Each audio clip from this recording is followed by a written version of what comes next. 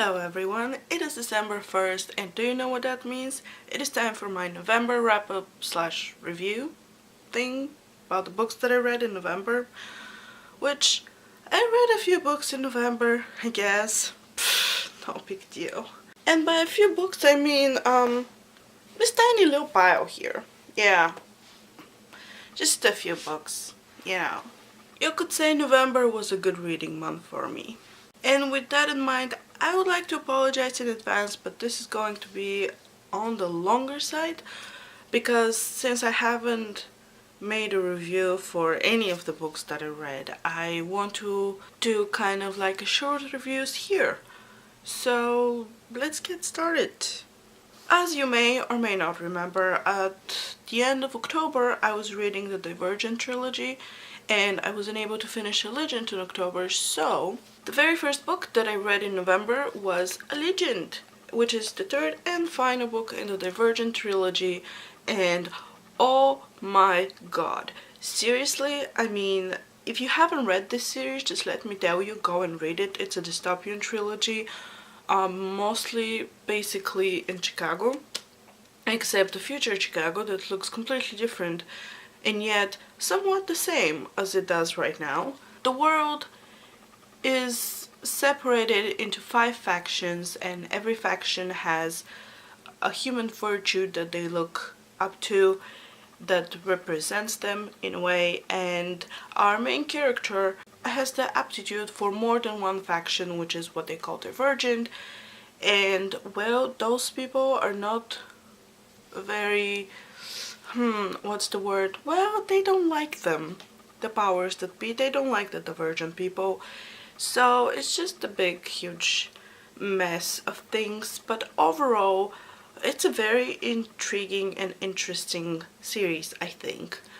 And Allegiant was, while disturbing at parts, it was, I think, a very reasonable ending to a trilogy. It's not easy to end a trilogy successfully, but I think this was a successful ending of a trilogy, even if it's not what most people would have wanted, if that makes any sense. I'm trying to stay spoiler free here. So yeah, awesome series, definitely recommending it. And once I finished the Allegiant, I just didn't want to kind of go away from this world, so I looked up other like short stories and things like that, and I did find a couple. So the next thing that I read was Free For, which is a short story by For's point of view, and it is from the first book, Divergent. It's the knife throwing scene from For's point of view, and it was really cool. I really enjoyed reading it.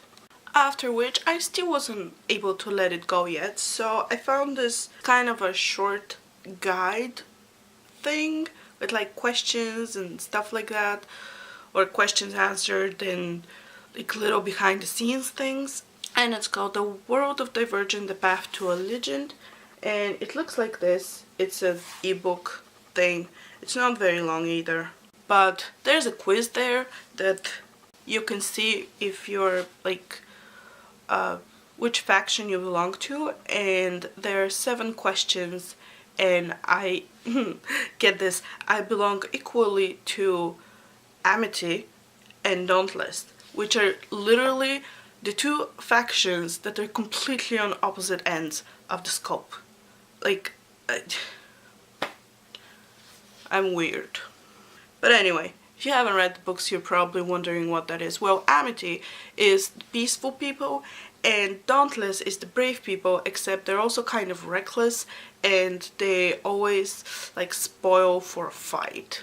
So it's like, you know, it just doesn't make any sense, but that's what I got.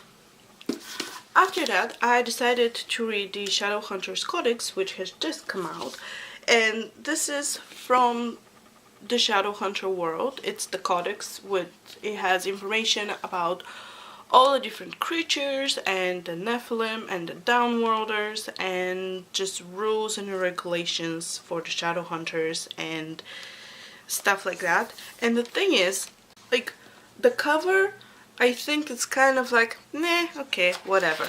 But when you remove the disc jacket,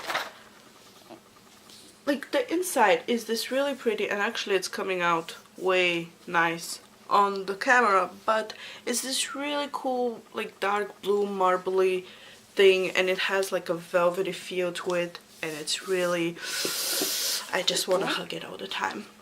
That would be weird, but whatever. It also has like the inside, it's kind of pretty. Well, let's see, that's Jason, Clary, and in the background here we have Isabel and Maya and Simon and Alec and just a whole bunch of, this is basically the Mortal Instruments. And then on the back we have the Infernal devices with our favorite Jem, Will and Tessa over here, and a bunch of Clockwork creatures. So yeah, it was interesting, and I like behind the scenes things, and I like to get as more of the story, or as much of the story as I possibly could, like as much of the world. If I like a world, a literally world, I would read any short story that I could, just so I could be a part of this world a little bit longer. So I definitely enjoyed this book. And since I was in Shadowhunter world, I thought might as well, it would be about time to read the graphic novels that I have, which are from the Infernal devices. I have the first one, the Clockwork Angel, and the second one, the Clockwork Prince. And well, these are the only ones that are out so far, so. But yeah, the Clockwork Prince just came out, and I got them and I read them, and they were very interesting. But even though I enjoyed them and they were very quick reads, I realized that I really like regular books much more than graphic novels. I mean, they're okay, and I appreciate them, and I like the visuals, but I don't know, with words, somehow I get to experience more of the book, if that makes any sense. But then again, everyone has a preference as to what they like and what they don't like, and I'm not saying that I don't like these, I just prefer the actual big novel with lots and lots of pages with lots of beautiful words on them. That's all I'm saying. But nonetheless, very cool. And well, November was a month when I read books and stories that I have not read before. I read so much in November, and there really isn't even one reread in the whole month, which is pretty awesome. So once I finished with that, I kind of went along my shelves and I'm like, okay, what haven't I read from here? And well, the next thing that I found was the Shadow and Bone series by Leigh Bardugo. Wow, I haven't really been saying authors thus far, have I? I'm sorry, I apologize. But the first book is Shadow and Bone, the second one is Siege and Storm, and well, this is a very, very interesting series. Also, it's different from what I've been reading so far. Like, when I started to read, I've always been attracted to fantasy and mythological and like legendary stories, and I like the supernatural and I like magic, and well, this has a ton of all that stuff in it. How should I describe it? See, there's these people who are called Grisha, which is basically people with magical powers. And every Grisha has a certain affinity to like a certain area of magic, and our main characters turns out to be a sun summoner, so she can like summon the sun and make the darkness brighter. She can fight the darkness with her powers, basically. And she didn't know that she's a Grisha, and she grew up, well, kind of poorly as an orphan with her best friend. And then they joined the army, and she became a cartographer while her best friend became like the best tracker. And well, there's a whole lot of war happening in these books, and just a whole lot of betrayal and myths and legends and magic, and there's a little bit of romance in there, and it's just, I think it's a great series. I really enjoyed these books. And again, once I read them, I just couldn't let go of the world, so I looked up any short stories that there are so far. I think it's supposed to be a trilogy, so there's one more book that's supposed to come out, I think next year, and I honestly can't wait because, whew, seriously. Okay, so there are several short stories that have been written in this world, and all of them are available online. Actually, I'll try to leave the links for them down below. But the first one that I read is called The Tailor, and it's one of the characters in the series. It's kind of from like their point of view of what's happening. Another one is The Witch of Duva, which is kind of like a folk tale from this world that our characters grew up with. So it's not even with them, it's more of a folk tale from that world. Another one of those is The Two Clever Fox, which is another folk tale of that world, and they kind of mention those folk tales in the story, and I just found them really interesting to read because I've read a lot of folk tales when I was a child and I really do enjoy them. So that's that. And then the next one that I read was Curtsies and Conspiracies by Gail Carriger, and this is the second book in the Finishing School series. The first one was Etiquette and Espionage. Wow, I'm starting to forget things. But anyway, it's about a 14-year-old girl who goes to finishing school, and when I say finishing school, I mean like they finish everything. So it's not just how to be a proper lady school, but it's also how to finish people and things if need be. It's a spy school. Let's just go out and say it. It's a spy school. Spy school. Wow, that sounds really weird. But anyway, and it's really cool. It has supernatural stuff and vampires and werewolves and spying, awesome, and mystery things and a flying ship for the school. I mean, seriously, that's just awesome right there. And it's a very cool series, I think, and I really like it. Next up, I read this very, very big book called First Year Letters by Julie Danneberg, and the reason why I read this children book is because I'm a volunteer for this program called Into Books. I made a video about it a while ago. And basically, I have a pen pal, for a third grader pen pal, and I help my pen pal kind of think about the book and try to inspire her to read more, even though she already likes to read anyway, which is really awesome, I think. But basically, we read the book together, and I ask her questions, and we kind of discuss the book, and we have that conversation going, and it's a really cool program. And this is the first book, and throughout the school year we're going to be reading, I think, 3 or 4 more books, and so yeah, that's that. After that, kind of trying to keep up with my reading books that I never read before, I started reading the Iron Face series by Julie Kagawa, and well, it's kind of a complicated thing, so let's start with the first 3 books. Basically, the Iron Face series, the original, consists of 3 books, which are Iron King, Iron Daughter, and the Iron Queen. Now this is a story about fairies, or fae, or the good neighbors, or it's just really... I don't know how much you know about fairies, but see, fairies are not easy creatures to like.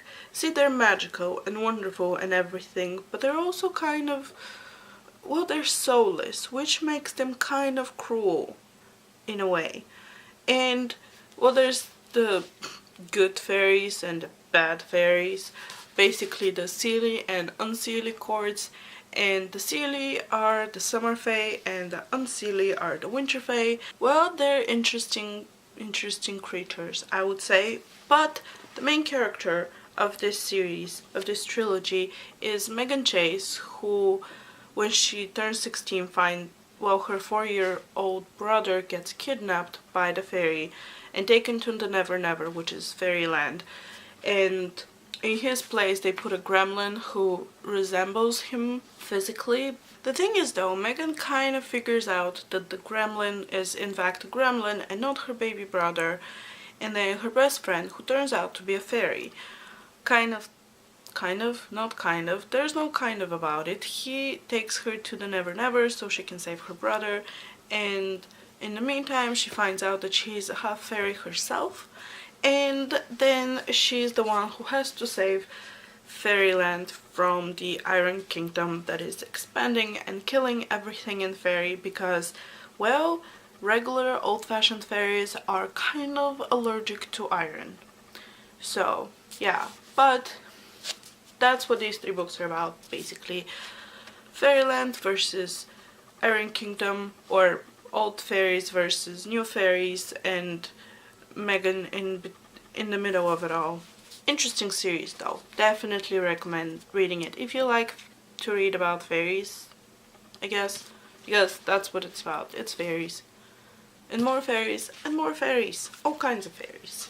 And then the Iron Knight is kind of like a continuation of the first 3 books. So it's still in the Iron Face series, but it's kind of like side thing. Basically, it takes place after the events in the first 3 books, obviously, and it's with some of the characters from the first 3 books that I can't really tell you much more about it without spoiling it, but basically these people go on an adventure they go on a quest. It's not an adventure, it's a quest to find something that they're missing. And that's all I'm gonna say about it. Another awesome book in the Iron Face series. And then, because no world adventure is full without short stories, I also have the Iron Legends book, which consists of 3 short stories in the Iron Face series.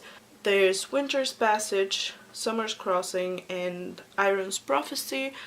Winter's Passage is between the first and the second book. Summer's Crossing is between the third and the fourth book. And Iron's Prophecy is after the 4th book, kind of like a bridge, if you will, to the spin-off series, which is called Call of the Forgotten, but it's still in the Iron Fae world. And those are actually the next books that I read. Let's call them books 5 and 6, even though this is technically kind of like a spin-off. But this is the story of Ethan Chase, who is, yep, you got it, that 4-year-old little brother of Megan Chase who got kidnapped in the first book, but this is years later when he is 17 years old, so he gets tangled in fairy, just kind of like his sister did, except he's not half fairies, he's fully human, but he gets tangled in that world anyway. So that is what these 2 books are about. And this one is very like shiny and weird colored. It's like if you look at it in different ways, it's just really kind of weird. Anyway, I'm getting distracted by shiny things now.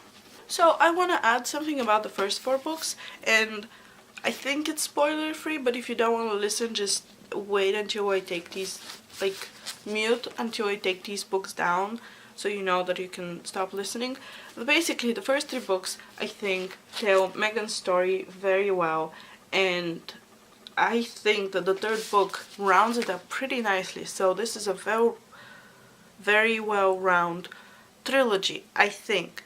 And then this book, I think, was a good addition to these, because, well, whatever happened here kind of needed to happen in order for their story to be complete, even though this was well-rounded anyway. I don't know why I felt like I needed to say that. So anyway, and again, there were other short stories that were not in my paper copy that I wanted to read, and I read them. Those were available online, so I will try to leave the links for those down below as well. But the first one that I read is called The First Kiss, and it's kind of a different POV from a thing that happened in the first book. Then the other one is Ash's Letter to Megan, which is it happens between book 3 and 4, and An Iron Fey Valentine, which is kind of like what happens between 4 and 5. These 3 short stories are extremely short, even like the letter thing is only a page long, so not that much. But I wanted to read them and I did so. And in the middle of all that fairy reading, I felt like I needed a break. Also, a book, an awesome book that I've been waiting for ever and ever came out, so I decided to read it. And that's The Fiery Heart by Richelle Mead, which is the 4th book in the Bloodline series, which is a spin-off to the Vampire Academy series. Awesome series by Richelle Mead. Definitely recommend reading them.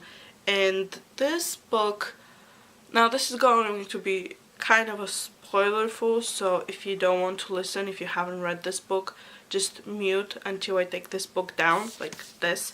So yeah, basically, this book, it's yet another side of Sydney. Sydney.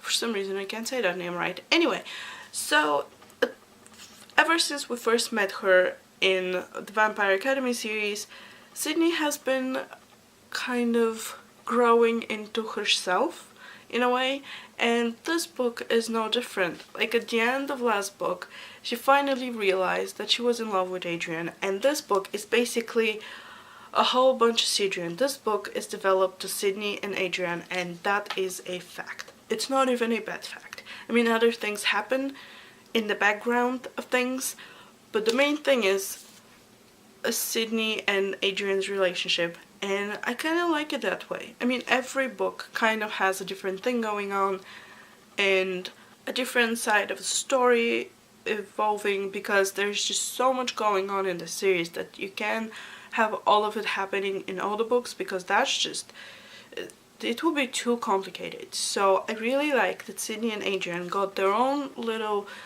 like thing happening in this book. I really enjoyed it. And also, from the very beginning, I kind of knew that sooner or later we're going to see what's inside this re-educational center, and it wasn't going to be because Sydney was on a field trip, and well, that kind of happened. So I keep thinking that they won't be able to re-educate her all that well, because she has a lot going on and she has her magic to protect her, but at the same time I'm kind of worried about what will happen next. I really don't know what's gonna happen next, and that is kind of amazing, because I've read so many books that it's really hard to surprise me sometimes. Definitely looking forward to the next one, which is called Silver something. Silver Arrows? Is that what it's called? I don't remember, but it's Silver something, and it's coming out next year, and I honestly can't wait. So, awesomeness. Just read the series, okay? Just read it. So, these are the books that I read in November. That's okay. Whew, easy there. So, these are the books that I read in November. I hope you enjoyed this video, and I will see you soon-ish, or something or other. Bye!